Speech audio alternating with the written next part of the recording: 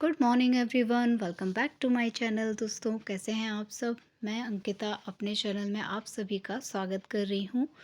आज है मेरा व्रत संकट चौथ का। सो मैं ऊपर आई हूँ और मुझे ये क्यूट सी बटरफ्लाई जो है नज़र आई, तो मैंने सोचा इसे कैप्चर कर लिया जाए, क्योंकि ऐसी रंग बिरंगी तितलियाँ अब इतना देखने को नहीं मिलती हैं। लेकिन अभी हाल फ़िलहाल कुछ पौधे ऐसे हैं जिनमें थोड़े से फ्लावरिंग हो रही है, उस चक्कर में हम लोग को थोड़ा सा देखने को मिल जाता है। और एक छोटू सा प्लांट मैंने अपने रूम के पास लाके रखा है, ये मुझे बहुत ज़्यादा पसंद है। अब कितने दिन ये इस तरफ चलेगा मुझे नहीं मालूम। और मेरा ये प्लांट है दोस्तों, मैंने अपने एक व्लॉग में शेयर किया था कि इसमें कीड़े लग गए थे। सो कीड़े के लिए मैंने एक दवाई डाली थी, उससे इसके थोड़े से पत्ते जो है ना ख़राब हो गए हैं, जल से गए हैं। कुछ अजीब टाइप के टेढ़े मेढ़े पत्ते हो गए हैं, लेकिन फिर भी प्लांट मेरा थोड़ा ठीक हो गया है। एवरीडे मैं इसकी पत्तियों को अच्छे से धुल देती हूँ, क्योंकि यहाँ पे डस्ट बहुत आती है। लेकिन उस दवा के इफ़ेक्ट से ये मेरा प्लांट थोड़ा सा, इसके पत्ते वगैरह जो है वो जल गए हैं। ये मेरा बहुत ही ख़ास प्लांट है दोस्तों। जब मुझे कोरोना हुआ था उस टाइम पे आया हुआ था ये, और इसकी मैंने बहुत देखभाल की थी।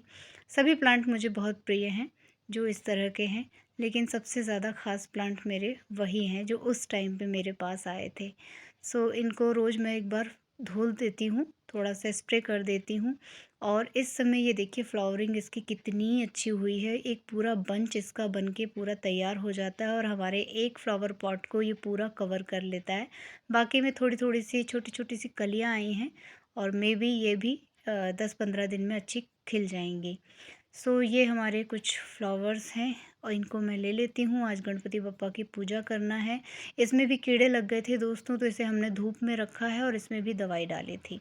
अब आज मेरा फास्ट है, तो अपने खाने के लिए मैंने थोड़ा सा सिंघाड़े के आटे में कद्दूकस करके लौकी डाली है, थोड़ी सी ग्रीन चिली डाली है, अदरक, और जो हमारी घर की हल्दी है वो भी मैंने इसमें डाली है।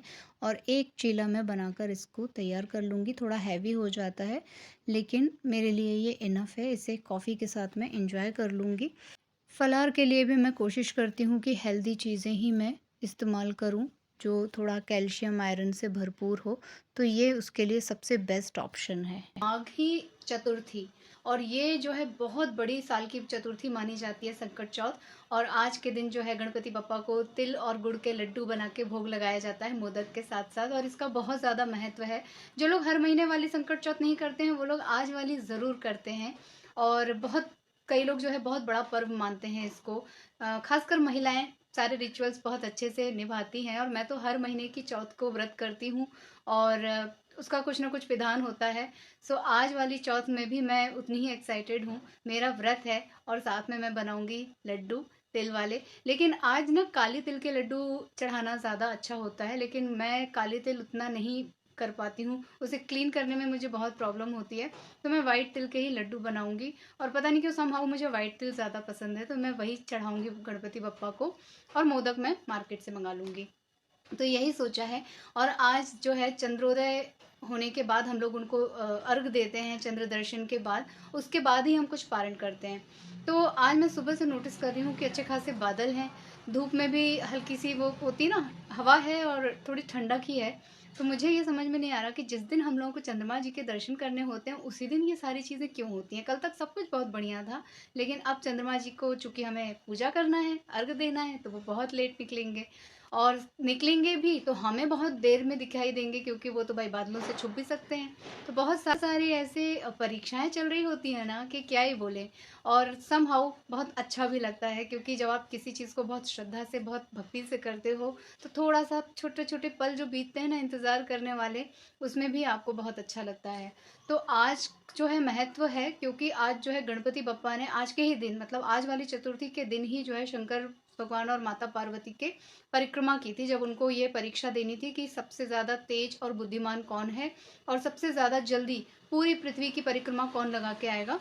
तो गणपति बप्पा ने माता पार्वती और भगवान शंकर की जो है परिक्रमा की थी। तो आज के दिन कई लोग, पूरी जो शिव परिवार होता है, शिव परिवार बोलते हैं, एक ही मूर्ति में शंकर पार्वती, नंदी जी और कार्तिकेय जी और गणपति बप्पा होते हैं। उनका बकायदे दूध से अभिषेक किया जाता है, बहुत विधि विधान से पूजा होती है। तो मैं इतना ज़्यादा विस्तृत तो नहीं करूँगी, लेकिन हाँ, मैं गणपति बप्पा का जैसा पूरा होता है वो सब कुछ करूँगी, सारे पाठ करूँगी, भोग लगाऊँगी, सब कुछ करूँगी।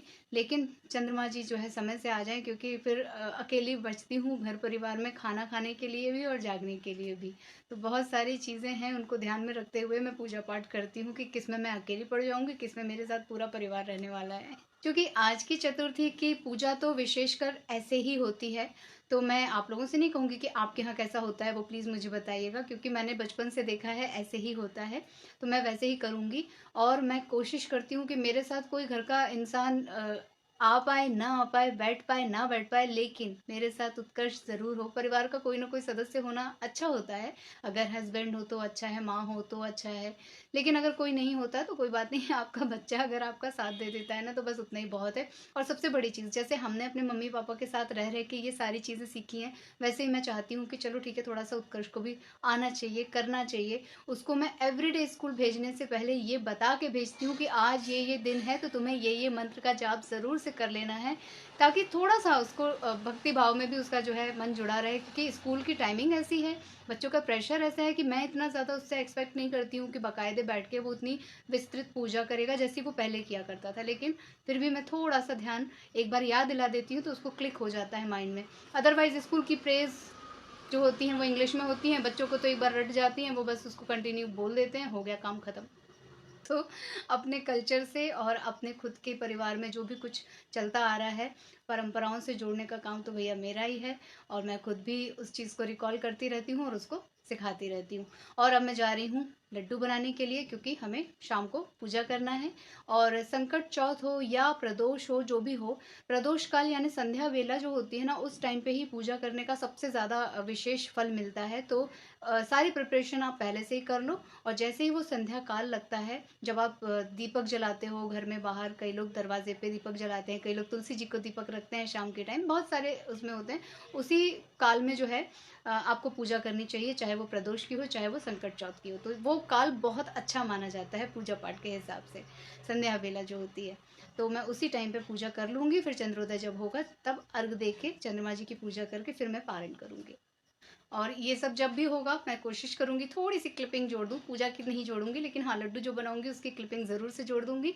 अभी के लिए मैं ब्लॉग को एंड कर ले रही हूँ, आप लोगों से ले लेती हूँ विदा, मिलूंगी अपने नेक्स्ट वीडियो में। लेकिन जाने से पहले आप लोगों से रिक्वेस्ट करूँगी कि प्लीज़ मेरे चैनल को सब्सक्राइब कीजिएगा, वीडियोज़ को लाइक कीजिएगा और अपनी फैमिली और फ्रेंड्स के साथ उसे शेयर कीजिएगा दोस्तों। और इसी तरह अपना प्यार और आशीर्वाद बनाए रखिएगा। बाय बाय, अपना ख्याल रखिएगा दोस्तों। तिल के लड्डू बनाने के लिए मैं सबसे पहले तिल को जो है कढ़ाई में भून ले रही हूँ। बहुत ही अच्छे से चटक जाएगी आपकी तिल, थोड़ा फूली-फूली दिखने लग जाएगी, और इसे हल्का-सा ठंडा करके मैं ग्राइंड कर लूँगी। बहुत ज़्यादा बारीक पाउडर मैं नहीं बनाऊँगी, लेकिन हाँ, ये तो एक बार चलाने में ही इतना बारीक पाउडर नज़र आ रहा है। कई लोग इसे थोड़ा-सा लोढ़े से पीस लेते हैं, लेकिन मैंने तो मिक्सी में चलाया है दोस्तों। और इसमें मैं थोड़ा-सा मखाना डालूँगी। मखाने मैं सिर्फ़ हेल्थ के हिसाब से ऐड कर लेती हूँ। मखाने अच्छी तरह से भून के इसका बारीक पाउडर बना के मैं इसमें ऐड करूँगी। साथ में थोड़ा-सा फ्लेवर के लिए मैं कोकोनट पाउडर डाल रही हूँ। हल्का-सा फ्लेवर आता है तो अच्छा लगता है। बस इतने ही 3 इंग्रीडिएंट से मैं इसे बनाने जा रही हूँ। घी में मैं ये गुड़ डाल दूँगी, और जब गुड़ मेल्ट हो जाएगा तो सारा मिक्सचर मैं इसमें ऐड करूँगी और अच्छी तरह से उसको मिक्स करूँगी। तो सबसे पहले गुड़ को मैं थोड़ा मेल्ट कर लेती हूँ। ध्यान रखना है कि गुड़ ज़्यादा ना पक जाए, नहीं तो मेरा लड्डू जो है पत्थर जैसा कड़ा बन जाएगा। और घी मैंने कम लिया है, आप कम से कम 3 से 4 चम्मच घी इसमें ऐड कीजिए, बहुत ही अच्छा स्वाद आता है और बहुत हेल्थ के लिए अच्छा होता है। बट मैं थोड़ा-सा कम घी यूज़ करती हूँ। अगर मुझे ज़रूरत लगेगी तो मैं इसमें 2 चम्मच दूध डाल लूँगी, मगर अब मैं घी ऐड नहीं करूँगी इसमें। और मैं हाथों की सहायता से मैं मिक्स कर रही हूँ। ये बहुत गरम लग रहा है मुझे, लेकिन मैं कोशिश करूँगी कि उतना सहता-सहता हो और मेरे लड्डू बनने लायक हो जाएँ। तो अब ये थोड़ा ठंडा हो चुका है। मैं एक-एक करके छोटे नींबू के साइज़ के मैं लड्डू बना के तैयार कर ले रही हूँ, और यही लड्डू मैं गणपति बप्पा को आज भोग लगाऊंगी। और नेक के लिए मैंने इसमें 2-4 दाना काली तिल डाल दी थी, क्योंकि काली तिल डालने का महत्व होता है दोस्तों।